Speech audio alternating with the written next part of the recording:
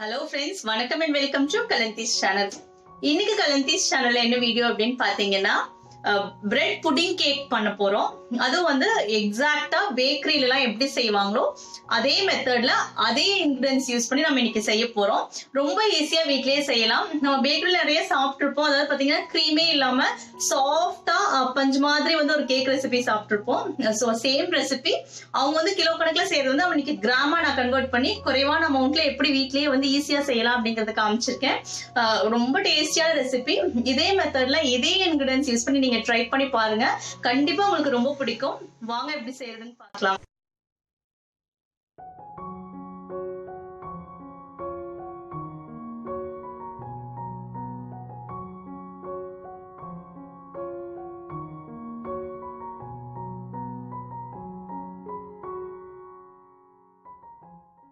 இந்த ரெசிபியோட முக்கியமான இன்கிரிடியன்ட் என்னன்னு பாத்தீங்கன்னா பிரெட் தான். பிரெட் புட்டிங், அதனால வந்து பிரெட் தான் மெயின் இன்கிரிடியன்ட். ஸோ ஒரு பேக்கெட் பிரெட் வந்து ஃபுல் பேக்குமே நம்ம யூஸ் பண்ண போறோம். நீங்க நார்மலா கிடைக்கிற பிரெட் வந்து ஒரு பேக் எடுத்துக்கோங்க. அதுக்கப்புறமா சாஃப்டா ரூம் டெம்பரேச்சர்ல இருக்கிற பட்டர் வந்து 150 கிராம், நல்லா சாஃப்டா இருக்கிற மாதிரி பார்த்துக்கோங்க பட்டர் வந்து. ஸோ அதுக்கப்புறமா 200 கிராம் கோர்ஸ் சுகர், பவுடர் பண்ணி சேர்க்கணுங்கிற அவசியம் இல்லை. நல்லா நார்மலா இருக்கிற சர்க்கரையை வந்து 200 கிராம் சேர்த்துக்கோங்க. சேர்த்துட்டு இந்த மாதிரி எலக்ட்ரிக் பீட்டர் இருந்தால் நீங்கள் நல்லா வச்சு ஃபுல்லாக பீட் பண்ணுறப்ப இந்த மாதிரி சர்க்கரையும் வெண்ணையும் ஒன்று சேர்ந்து நல்லா க்ரீமியாக வந்துடும். எலக்ட்ரிக் பீட்டர் இல்லாதவங்க இந்த மாதிரி விஸ்க் வச்சு நல்லா ஃபாஸ்ட்டாக நீங்கள் விஸ்க் பண்ணிங்கனாலும் சர்க்கரையும் வெண்ணையும் நல்லா ஒன்று கலந்து க்ரீமாக வந்துடும். இப்போ இந்த அளவுக்கு நம்ம எடுக்க போகிற முட்டையோட அளவு பார்த்தீங்கன்னா 4 முட்டை. 4 முட்டையும் தனியாக உடச்சி இன்னொரு பாத்திரத்தில் ஊற்றி வச்சுக்கோங்க. ஏன்னா நம்ம மொத்தமாக எல்லா முட்டையும் ஒன்றா சேர்த்து அந்த வெண்ணெய் கூட சேர்த்து நம்ம விஸ்க் பண்ண போகிறது கிடையாது.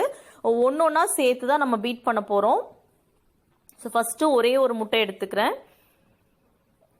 இது வந்து பீட்டர் இல்லைன்னா நம்ம விஸ்க் வச்சு பீட் பண்ணிக்கலாம். மொத்தமாக நீங்கள் 4 முட்டையும் உடச்சி உள்ளே ஊற்றிங்கன்னா என்னாகுன்னு பார்த்தீங்கன்னா அந்த தண்ணியாட்டம் ஆயிரும், அந்த க்ரீமி கன்சிஸ்டன்சி வராது. அதனால ஒரு முட்டை ஆட் பண்ணி கொஞ்ச நேரம் நீங்கள் பீட் பண்ணிவிட்டு அப்புறம் ஒரு முட்டை இந்த மாதிரி வந்து ஸ்ப்ளிட் பண்ணி 4 முட்டையை ஆட் பண்ணிக்கோங்க. அந்த க்ரீமி நேச்சர் கரெக்டாக வந்தால் தான் நமக்கு வந்து புட்டிங் வந்து பர்ஃபெக்ட் டெக்ஸ்சர் வரும். ஸோ இந்த மாதிரி 4 முட்டையை ஆட் பண்ணி பீட் பண்ணி தனியாக வச்சுக்கலாம். இப்போ ஒரு பேக்கெட் பிரெட்டையுமே வந்து ஓரங்கள் ப்ரௌன்லாம் நான் எதுவுமே கட் பண்ணலை. கொஞ்ச நேரம் நல்லா வந்து ரோஸ்ட் பண்ணிட்டு மிக்சியில் இந்த மாதிரி நல்லா பொடிச்சு வச்சிருக்கிறேன். நல்லா மிக்சியில் ஃபைனாக பொடிச்சுக்கோங்க. கூட வந்து ஏலக்காய் தூள் ஒரு 5 ஏலக்காய் வந்து நல்லா பவுடர் பண்ணி உள்ளே சேர்த்துருக்கிறேன். ஏலக்காய் தூள் ரொம்ப முக்கியம். அதுக்கப்புறமா 2 டேபிள் ஸ்பூன் மைதா மாவு. மைதா மாவு நிறைய வேணாம், நம்ம பிரெட் தான் சேர்க்க போகிறோம். 2 ஸ்பூன் மட்டும் போதும். ஸோ இப்போ இந்த கலவையை நம்ம பீட் பண்ணி வச்சிருக்கிற அந்த வெண்ணெய் சக்கரை கலவை கூட கலந்துடலாம். எப்பவுமே வந்து இந்த மாதிரி பிரெட் எல்லாம் ஆட் பண்ணதுக்கப்புறம் ரொம்ப ஃபாஸ்ட்டாக மிக்ஸ் பண்ணக்கூடாது. இது கூட அடுத்த இன்க்ரீடியன்ட் பார்த்தீங்கன்னா 60 ml கீ, அதுக்கப்புறமா 60 ml மில்க் மேட் சேர்த்துருக்கேன். இந்த மில்க் மேட் எல்லாமே வந்து நமக்கு அந்த ஃப்ளேவருக்காக தான் சேர்க்குறோம். கீ, மில்க் மேட், ஏலக்காய் இதெல்லாமே வந்து நம்ம ஃப்ளேவருக்காக சேர்க்குறோம். ஸோ அதெல்லாம் கண்டிப்பாக சேர்த்தா நல்லாயிருக்கும். கூட டெஸ்கேட்டட் கோகோனட் இருந்தாலும் தாராளமாக ஒரு 20 கிராம் சேர்க்கலாம். இல்லாட்டி விட்டுறலாம், சேர்க்கணுங்கிற அவசியம் இல்லை. இருந்தால் சேர்த்தா நல்லாயிருக்கும். இது நல்லா கலந்துக்கோங்க. பிரெட் சேர்த்ததுக்கப்புறம் ரொம்ப ஃபாஸ்ட்டாக கலக்காதீங்க. ஜென்டிலாக நல்லா ஸ்மூத்தாக மிக்ஸ் பண்ணிக்கோங்க. இந்த அளவுக்கு மிக்ஸ் பண்ண பேட்டர் திக்காக இருக்கணும். இருந்தால் தான் நமக்கு வந்து புட்டிங் பர்ஃபெக்ட் டெக்ஸ்சரில் வரும்.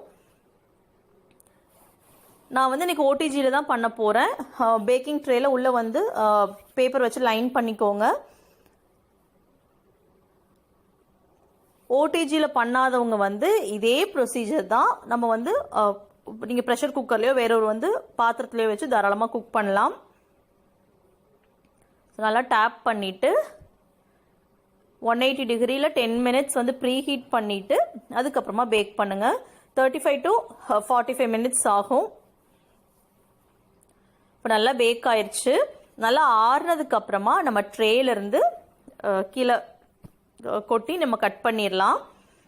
நீங்கள் சூடாக இருக்கிறப்போ மோல்டு வந்து அன்மோல்ட் பண்ணிங்கன்னா பிடிச்சிக்கும் அடியிலலாம். நல்லா ஆற விட்டுருங்க. அப்படியே பர்ஃபெக்ட் டெக்ஸ்சர், நல்லா அந்த கலரு ஃப்ளேவர் நீங்கள் பேக்கரியிலலாம் பார்த்துருப்பீங்க அதே மாதிரி தான் இருக்கும். பாருங்கள், எங்கேயுமே ஒட்டலை.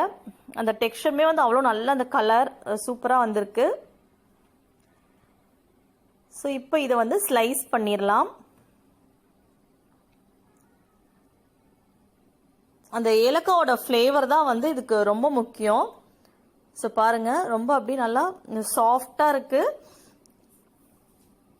ஸோ நம்ம வீட்லயே நம்ம செய்யறப்போ கொஞ்சம் ஃப்ரெஷ்ஷான பிரெட் சேர்ப்போம், அதுக்கப்புறம் சுத்தமான கீ இதெல்லாம் சேர்த்து செய்யறப்போ வந்து கொஞ்சம் ஹைஜீனிக்கா இருக்கும்.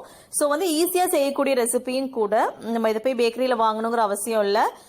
ஓடிஜி இல்லாதவங்க வந்து நம்ம இதுக்கு முன்னாடியே ப்ரெஷர் குக்கர்ல எல்லாம் கேக் பேக் பண்ணிருக்கோம், அதே மெத்தட் தான். நீங்க ப்ரெஷர் குக்கரை ஹீட் பண்ணிக்கோங்க, உள்ள ஒரு ஸ்டாண்ட் வச்சு மேல நீங்க எந்த டின் யூஸ் பண்றீங்களோ ஸ்கொயர் இல்லைன்னா ரவுண்ட் யூஸ் பண்ணிக்கோங்க. இதே மாதிரி உள்ள வச்சு நீங்க நல்லா மூடிடுங்க. ஒரு 35 to 40 மினிட்ஸ்க்கு அப்புறம் பேக் ஆனதுக்கப்புறம் எடுத்து கட் பண்ணிக்கோங்க. ஸோ கண்டிப்பாக இந்த ரெசிபி வந்து இந்த கிறிஸ்மஸ்க்கு உங்கள் வீட்டில் ட்ரை பண்ணி பாருங்க. ட்ரை பண்ணி பார்க்கறதோட மட்டும் இல்லாமல் எப்படி இருந்துச்சு அப்படிங்கிற கமெண்ட்ஸை கண்டிப்பாக என் கூட ஷேர் பண்ணிக்கோங்க. தொடர்ந்து கலந்தி சேனலை பாருங்க, லைக் பண்ணுங்க, ஷேர் பண்ணுங்க, மறக்காம சப்ஸ்கிரைப் பண்ணுங்க. பக்கத்தில் இருக்கிற நோட்டிஃபிகேஷன் பெல்லையும் மறக்காம ப்ரெஸ் பண்ணுங்க. அப்போ தான் நான் போடுற வீடியோஸ் எல்லாமே மிஸ் பண்ணாமல் பார்க்க முடியும். தேங்க்ஸ் ஃபார் வாட்சிங்.